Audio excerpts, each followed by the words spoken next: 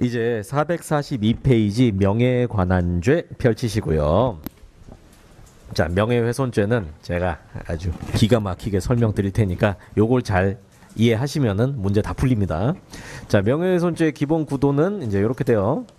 이제 이노, 제 친구입니다. 예, 고등학교 친구예요. 이게 저예요. 그리고 제가 고등학교 동창생들을 만났어요. 그래서 동창회에서 이렇게 말합니다. 야, 이노가 전자발찌를 찾대. 이노가 전자발찌? 예. 요게 바로 명예훼손의 구도예요. 그래서 여기 명예의 주체가 있고 본인한테 얘기하는 게 아니라 딴 사람한테 얘기해갖고 이 사회적 평가를 떨어뜨리는 거예요. 우리 친구들 머릿속에 인호는 그 축구를 좋아하고 부끄러운 사랑을 했던 그런 인호인데 이제 새끼가 강간범이 되었구나 이제 이렇게 생각할 거 아니에요. 그러니까 요게 딱 명예훼손 구도입니다. 그리고 명예훼손죄 법조항에는 좀 불친절하게 규율이 돼 있어가지고 제가 설명드리는 요 구도 요거대로 딱 이해를 하셔야 요 전반적인 내용이 들어와요. 요거 적으면서 따라오세요. 첫 번째는 명예가 훼손될 만한 내용이어야 된다. 명예가 훼손될 만한 내용을 적시하는 거예요. 그래서 오셨네요. 코로나 시스터즈 맞이. 자, 그래서 명예가 훼손된다라는 거는 사회적 평가가 저하될 만한 내용입니다. 얼마 전에 그 조국 요즘 아주 이슈잖아요. 조국수 아저씨. 그래서 트위터에서 과거에 조국이 조국에게 막 이제 뭐 그거 보셨어요? 그래갖고 이제 하여튼간 그 이 얘기를 왜 하냐면은 뭐 비판 뭐 그 얘기가 아니고 그 당시에 조국 딸내미 여기 범죄도시 대학교에 또 의전원을 다니는 이제 조국 딸내미가 포르쉐를 타고 다닌다. 그런 얘기를 했었어요. 그러니까 한쪽에서 그런 거 얘기하는 거 명예훼손이다라고 했는데 아무것도 모르고 하는 소리지. 보세요. 명예훼손이 되려면 사회적 평가를 떨어뜨릴 만한 내용이 있어야 돼요. 기본적으로. 그러니까 포르쉐를 타고 다닌다. 사회적 평가 떨어져요? 그게 아니잖아요. 그러니까 뭐 예를 들어서 학점이 선동열 방어율이다. 아이고 여러분 선동열 모르겠구나. 아나? 하여튼간 학점이 엄청 낮다라고 하면 그런 건 사회적 평가 떨어지죠. 근데 뭐 자동차 좋은 거 타고 다닌다 이제 그런 건 아니잖아요. 자, 그리고요 이제 요거를 이제 구체적 사실관계 요걸로써 적시를 하면은 이게 명예훼손이 되는 거예요. 그런데 구체적 사실관계가 아니라 이제 추상적 가치 판단 요걸 적시함으로써 명예가 훼손될 만한 내용을 빵 얘기한다. 그러면은 이제 모욕죄로 이렇게 가게 되는 겁니다. 용어가 좀 쉽지는 않죠. 구체적 사실관계. 요건 어떤 거냐면은 자, 증거로 입증이 가능하면은 구체적 사실관계가 되는 거예요. 그러니까 자, 이노가 전자발찌를 찾다라는 거는 증거로 입증 가능할까요, 아닐까요? 어떨 것 같아요? 어떨 것 같아요? 가능하죠. 이노 발목을 열어보면 그 작고 귀여운 것이 삑삑대고 있나 아닌가 확인할 수 있잖아요. 그래서 이게 진짜인가 아닌가, 뭐 진실인가 허위인가 이제 이렇게 바로 판단이 되겠죠. 그런데 이 추상적 가치 판단은 증거로 입증 가능하지 않고 다른 표현으로는 경멸의 감정을 표시한다라는 거예요. 그러니까 뭐 병신이다라고 얘기하면은 과연 어떻게 해야 병신 타이틀을 획득합니까? 이게 병신 수치, 병신 스카우터가 있는 게 아니잖아요. 그렇기 때문에 그냥 경멸의 감정 표시하는 거예요. 저기 또라이야, 막 이렇게 얘기하는 거 이런 게 이제 모욕 쪽으로 이렇게 가게 되는 겁니다. 자, 이렇게 되고요. 그 다음에 이제 두 번째로 피해자가 특정돼야 돼요. 피해자가 특정돼야 된다라는 거. 그래서 첫 번째로는 이제 자, 이 피해자 문제인데. 피해자는 자연인 가능합니다. 그리고 법인 가능합니다. 그리고 비법인 단체 얘도 가능해요. 그런데 국가, 지자체 여기는 불가능합니다. 자, 대표적으로 자연인 하면은 그 예전에 이제 박근혜 정권 시절에 뭐가 있었냐면은 그 손현재 알죠? 손현재 선수를 엄청 욕을 했어요. 인터넷에서 엄청 욕을 많이 먹더라고요. 그래서 이제 왜 그런가 봤더니 그 손현재가 실력도 없으면서 정권의 비호를 받아가지고 이제 그만큼 이렇게 성장해서 광고도 찍고 막 그런다라고 막 비판을 하더라고요. 그러면서 이제 또 그 반대에는 이제 김연아를 또 이제 찬양을 하더라고요. 그게 제가 왜 그런지 이렇게 봤더니 예전에 그 연아찡이 이제 근혜찡이랑 이렇게 같이 행사하는데 예, 근혜 언니가 이렇게 손 잡으려고 이렇게 딱 제안을 했는데 연아찡이 쏙 손을 빼더라고요. 그러니까 무슨 일인지는 모르겠는데 하여튼 이제 그걸 가지고 와 저거 아주 그거 요거 하나 가지고 야 저거 구구의 스케이터네 막 하면서 막 띄워주는 거예요. 그러면서 이제 막 하는데 저는 별로 납득 안 되더라고. 손현재도 잘하잖아. 잘하잖아. 그리고 손현재 보면은 얼굴도 이쁘고 자기도 잘하고 그러니까 충분히 스타성이 있는데 그래서 아유 참 어린애한테 뭐 하는 거냐 생각을 했습니다. 어쨌든 자연인 뭐 예를 들어서 손현재다라고 하면 대한민국에서 한 명으로 특정이 되죠. 예를 들어서 손현재 그 다음에 법인 예시 해가지고 진로 진로 주식회사 진로 요거 하나 써놓으세요. 뭐 진로뿐만이 아니라 뭐 예를 들어서 삼성전자는 악덕 기업이고 삼성전자에서 근무하면은 백혈병 걸린다 이렇게 얘기하면은 그러면은 삼성전자라는 법인의 명예가 훼손되는 거예요. 그리고 이거 주진로 사건은 뭐가 있었냐면은 진로가 뭐 만드는지 아세요? 응? 소주 그렇죠. 소주 브랜드 뭐예요? 진로 소주? 그렇죠. 참이슬이죠. 참진 이슬로 써가지고 참이슬이에요. 근데 참이슬을 백날 마시면서도 이게 뭔 뜻인지 몰라. 근데 이 진로가 예전에는 그냥 진로 소주 하다가 이름을 참이슬로 변경하니까 이게 어감이 너무 좋지 않아요? 진로 하면은 완전 아저씨가 마실 것 같은데 참이슬 하니까 아이유가 마실 것 같잖아. 이게 딱 네이밍이 중요한 것 같아요. 어쨌든 자, 그 진로 소주가 일본 아사히 맥주의 지분이 50% 이상 넘어갔어요. 그래서 이제 누가 그거를 인터넷에서 써서 일본 기업이 되었다 이렇게 얘기했는데 거기서 문제된 거 법인도 명예의 주체가 될 수 있다라는 거 무죄 나오긴 했는데 주체는 될 수 있어요. 그리고 이 비법인 단체는 보통 교회 같은 거 생각하시면 돼요. 그래서 여기서 자 요거 적으세요. 하나님의 교회. 하나님의 교회. 그래서 이거 적어두시고 이제 국가랑 지자체입니다. 국가랑 지자체는 명예훼손죄의 피해자가 될 수가 없어요. 실제 사건에 뭐가 있었냐면은 어떤 사람이 전남 고흥에 사는 사람이야. 전남 고흥. 근데 그 고흥 사는 사람이 이제 인터넷에다가 글을 올린 거예요. 전남 그 고흥군 홈페이지에다가 고흥군이 욕을 엄청 썼어요. 이 쓰레기 같은 군 이거 가지고 막 쓰고 그 다음에 고흥 군수 욕도 엄청 했어요. 이 군수 병신 같은 놈 하면서 막 글 쓰고 그리고 이 새끼 뭐 첩질한다 막 이런 내용을 막 쓴 거예요. 그래가지고 고흥 군이랑 고흥 군수랑 같이 고소를 했어요. 근데 대법원까지 올라갔는데 결국 법원이 뭐라 그랬냐면 고흥 군 너는 나가 이거였어요. 왜냐하면 이 명예라는 것도 국민의 기본권이에요. 그리고 이 국가의 목적부터 출발해야 되는데 국가의 목적이 뭔지 알아요? 응? 그렇죠. 국민의 기본권을 보호해주기 위해서 국가가 존재하는 거예요.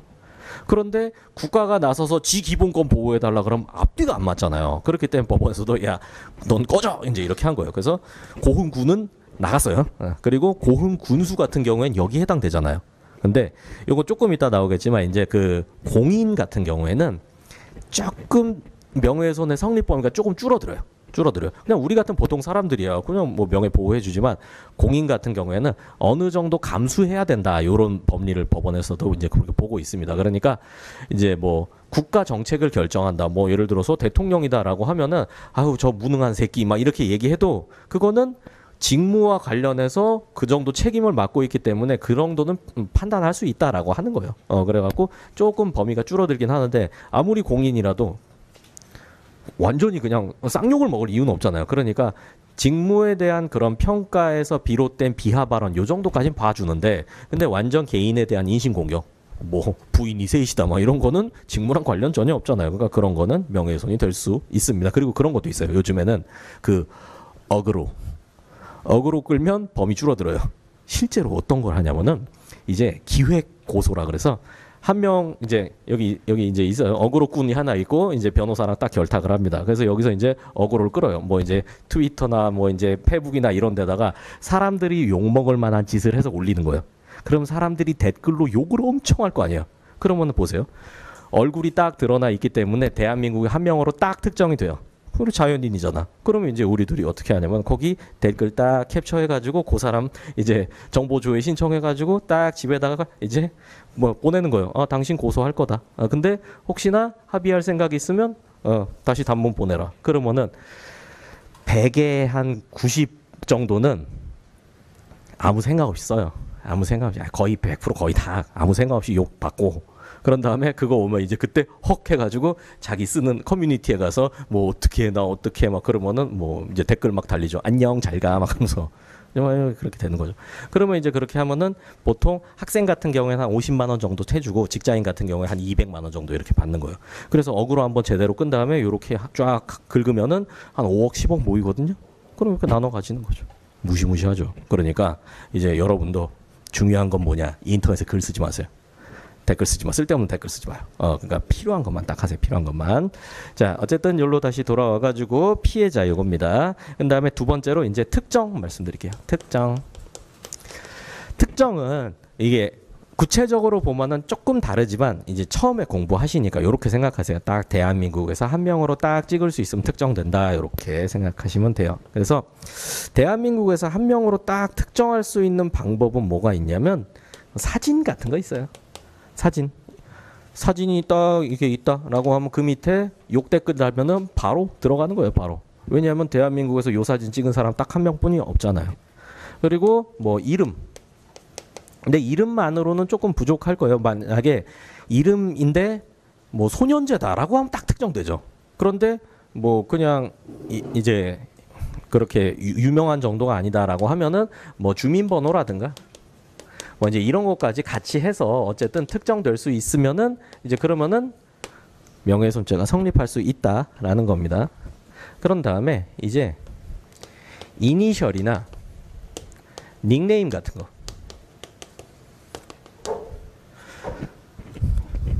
인터넷에 보면은 뭐 DC 같은 데 있잖아요. 거기서 보면은 이제 이런 이니셜 같은 거 쓰면은 뭐 범죄가 성립 안 한다 이렇게 아무 생각 없는 친구들이 많아요. 근데 이니셜이든 닉네임이든 특정되면 그러면 유죄 성립해요. 예를 들어서 보세요. 자, 공무원 학원 뭐가 떠오릅니까? 공단기지 뭐. 뭐 아니면 경단기 뭐 이렇게 하겠죠. 경단기 이거 누군지 아시겠어요? 내가 뭐 광고해 줄 필요는 없지만 경단기 김중근 이게 나오거든요. 공부하는 사람들 입장에서는. 아니면은 뭐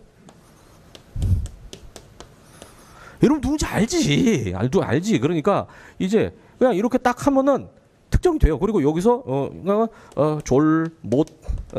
막 이렇게 썼다. 그럼 이거 비하 발언이잖아. 못생겼다고. 그런 다음에 특정이 되잖아요. 그래서 이제 여기서 만약에 고소를 해요. 그래가지고 법정에 갔다라고 하면은 판사님이 대충 보면은 윌비 쓰신 거 이게 딱 나오잖아요. 근데 거기 가갖고 뭐 그게 아니라 오보소의 뭐 소구율입니다. 그러면은 판사님이 판사봉으로 때려요. 내가 이 새끼야 너보다 공부 잘했어. 그래서 사람 바보로 하는 거야. 그거 봐봐. 그러면 여러분 공무원 학원 공인중개사 합격은 아시죠? 서경석 아저씨. 제가 여기 부산 출강 와서 진짜 웃겼던 것 중에 하나가 처음에 이제 여기 이렇게 부산에서 요즘 택시 타고 다니는데 예전에 이제 버스를 타고 이렇게 왔어요. 버스 타고 오면은 여기 서면쯤에 쓱 들어오면은 갑자기 경쾌한 노래가 막 흐르면서 공무원 시험 합격은 이게 노래가 나와. 근데 그거는 뭐 똑같은 광고니까 괜찮아요. 그 뒤에 사투리로 뭐였지? 부산도 애들 아닙니까? 뭐 이게 나오더라고. 근데 아시죠? 들어본 분 계실 거예요. 근데 저는 그거 보고 아니 이런 부산 사람들 기분 안 나쁜가? 약간 이런 생각이 들더라고요. 너무 약간 조롱조야. 조롱조야. 그래서 이 새끼들이 뭐 하는 건가? 어쨌든 이거 한번 특정되잖아요. 그러니까 이런 거 조심하셔야 돼요. 이니셜. 그다음에 닉네임도 보세요. 만약에 닉네임 여러분이 이제 인터넷에서 뭐 게임에서 닉네임을 쓴다. 뭐 예를 들어서 저는 뭐 닉네임 뭐 할까요? 저는 이제 밤의 악마. 악마. 이거 예전에 악마.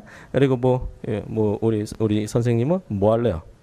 뭐 어둠의 데스 뭐 이런 거 합시다. 최대한 찐따 같은 걸로 어둠의 데스 이제 이런 거 해요. 그러면은 게임상에서 이제 우리가 이렇게 쓸 때는 누군지 모르죠.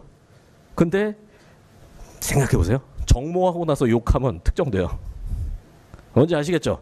정모 딱 하면은 제가 인사할 거 아니에요. 안녕하세요. 밤의 악마 장지혁입니다. 하면은 이제 악마님이시구나. 아 반가워요. 전 데스예요. 막 하면서 하고 나서 이제 제가 인터넷에 가가지고 어둠의 데스입니까? 아, 진짜 병신 같더라. 막 쓰면은 바로 된다고요. 뭔지 아시겠죠? 그러니까 요렇게 범리가 이렇게 되는 거예요. 그런 다음에 이제 집합 명칭으로 갑시다. 집합 명칭을 적시하는 거. 요거는 개개 구성원이 특정되면 성립 가능하다라는 거. 개개 구성원이 특정되면 성립 가능하다. 집합 명칭이라는 게 어떤 거냐면 책에도 있으니까 일단 제 말대로 최대한 이해를 해보세요. 이렇게 묶어서 지칭하는 거 말이에요. 뭐 법인 뭐 이런 걸 얘기하는 게 아니라 묶어서 지칭하는 거. 예를 들어서 부산 시민, 서울 시민, 아니면 대한민국 국민 이런 식으로 묶어서 지칭하는 거. 여러분도 묶을 수 있어요.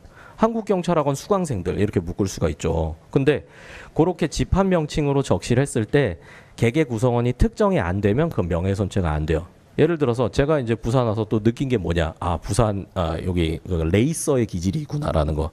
부산에서 이제 제가 가끔 차 타고 오거든요. 이제 차 타고 올 때마다 후회해요. 세상이 이렇게 먼가. 서울 부산이. 근데 여기 와서 운전하면은 이제 여기 오면 여기 엄청 막히잖아요.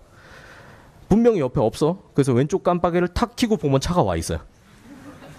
그러니까 약간 그 자존심 문제인 것 같아. 왼쪽 깜빡이만 켜면은 빵 이렇게 오더라고. 그래서 제가 하나 배웠어요. 왼쪽으로 들어갈 때 오른쪽 깜빡이를 켜래요. 그러니까 싹 이렇게 들어가야 된다고. 좋은 거 배웠어. 하여튼 그래서 이제 제가 부산 택시 기사들은 다 쓰레기들이다 이렇게 얘기해요. 그러면 이거는 쓰레기랑 사람한테 쓰레기라고 하면 모욕이 되겠죠. 모욕. 근데 모욕죄가 안 돼요. 왜? 부산 택시 기사들은 따따따따 특정이 안 되니까. 근데 이 집합 명칭의 범위가 점점 줄어가지고 뭐 이제 특정이 되면 돼요. 예를 들어서 이거 봅시다. 자, 공무원, 강사들은 다 사기꾼이다 라고 얘기해요. 그러면은 내용 자체는 모욕이 될 수 있는데 이 공무원 강사들이라고 해서 피해자 특정이 안 돼요. 이제 공무원 강사들 이렇게 하면은 떠오르는 사람이 엄청 많잖아요. 그러니까 특정이 안 돼요. 근데 이거를 점점 줄여가지고 이거 줄여서 봅시다. 자, 한국경찰 강사들은 다 사기꾼이다라고 하면은 특정이 돼요, 안 돼요? 특정이 되잖아. 저기 벽에 이러고 서 있잖아, 이러고 특정되잖아요, 나랑. 저기 어디 저 경찰학 선생님이랑 되잖아. 그러니까 이러면 돼요. 집합 명칭 요거 처음에 이해하기 조금 어려우니까 잘 생각해 보셔야 돼요. 그다음에 이제 세 번째로 공연히 적시입니다. 공연히 적시해야 돼요.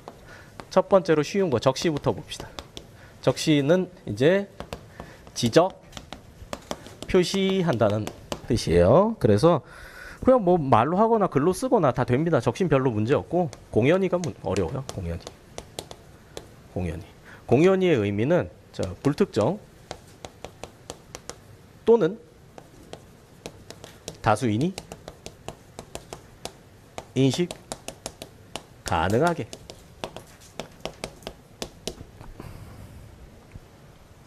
이렇게 됩니다. 불특정 또는 다수인이 인식 가능하게.